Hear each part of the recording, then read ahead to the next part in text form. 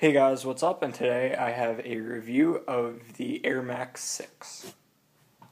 Okay, now included in your packaging should be the Air Max 6 itself, as well as 6 of these extreme Busby darts, which is what they're labeled as, which are made of this surprisingly dense foam, which is actually pretty nice.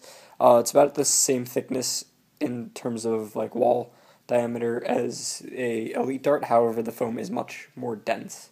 So that would be really nice if you're looking to make any stock dart to Stefan conversions. These would be pretty good for that.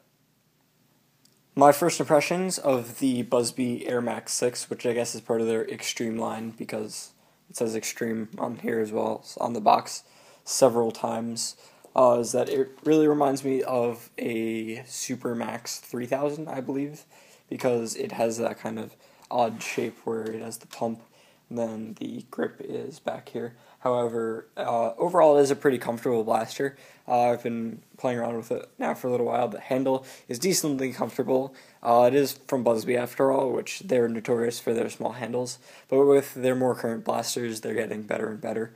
This blaster has a turret, which holds 6 shots. It rotates on the trigger pull, and it gives this nice, healthy clicking sound, which is very nice. So it's not like a flimsy trigger pull, it's actually quite a nice firm trigger pull. The overpressure release valve kicks in after about 5 or 6 pumps, which I'll show you now. Hopefully you'll be able to hear it on your video. So you could definitely hear that start to kick in after about 4 or 5 pumps.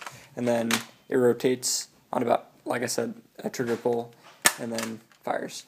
I'm going to open it up in a minute, but my impression before I actually get into it is that it has a new style tank, which they've used in this blaster as well as some of the newer Panthers, and there is a Air Max 10 as well.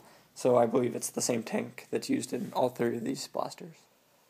Okay, so now after playing around with the internals for about a day, they seem pretty basic, but I'll go over some parts that I really liked about them in another segment right after this because I need to zoom in a little more. But just a general overview for you really quickly. You have your pretty standard pump, which is about the same size as a Panther pump, which just quick size comparison. You have your trigger, which is connected by a metal bar to this little piece, which has your air release button right here. So what happens is you pump it, the pressure is stored in the tank right here, and then when a change in pressure, aka this little hole being pushed when this pin is released, it causes the tank to fire because it's a back pressure tank. But as you can see here, this is a normal or an older Panther tank in my hand right here, and this is the new tank, which is disappointingly small, but I mean, it reminds me of a Hornet tank, but a little bigger.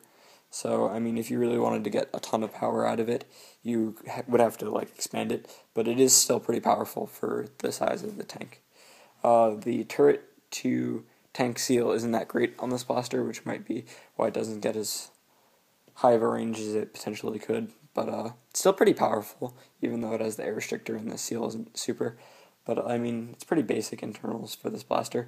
There is all this other space, which might be nice if you're doing, like, a tank expansion, which I think if I do decide to mod this blaster by doing a rebarreling of the turret, I would definitely put a, like, PVC chamber back here to expand the tank. But I'll zoom in real quick and show you what I wanted to show you.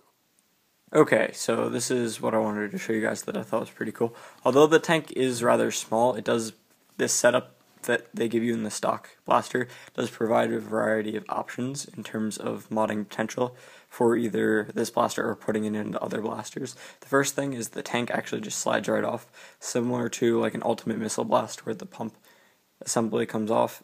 This gives you a pretty good option to just pop this off, and either if you're going to split this particular blast button to multiple tanks, the tubing does fit relatively well into here. You would just have to clean this out of the lubricant that they use on the O-ring, and then you would have to glue it in. But I mean, that does give you an option to run multiple tanks in a blaster, making this a pretty good blast button donor because you don't have to actually saw it off, and there's little potential to get debris in here from sawing so that makes this a good candidate. What I also found interesting about this setup that makes it nice is that this plastic fitting comes right off, and then you could pop out your pump and replace it with another one without actually cutting it off and solvent welding or gluing in a new one. Like I've tried it with this other Panther pump that I have already hooked up to some tubing, and it's hard to do while watching the camera, but basically you would hook it up like that. I forgot to put on this piece on first, but you would put this on, attach it right there, and then you tighten it up, and it actually does hold the air seal, which is very nice. So this does make this particular like blast button very, very nice for either putting in other blasters or for just modifying in general. The uses of it are pretty good. So just thought I'd share that because I hadn't really seen too much about this blaster, and I thought that this could potentially be really nice. Okay, so normally I assemble my blaster to do the final thoughts, but overall I do like this blaster, although it comes with a relatively small tank, which, like I said, is about the size of a Hornet, but a little bigger. I would have rather preferred it to have an older style Panther tank, which would have made this blaster super nice for modding. However, overall I think this blaster does have a lot of potential. If you upgrade the turret to tank seal and rebarreled the turret and maybe expanded the tank, I think you could have a pretty strong blaster overall. So like I said, for the $10 that I paid for it, I would definitely buy it again if I modded it and it had potential. So overall I think it's a pretty strong blaster and it might make a good integration. So check it out if you're interested. Other than that, thank you for watching and I hope you enjoy.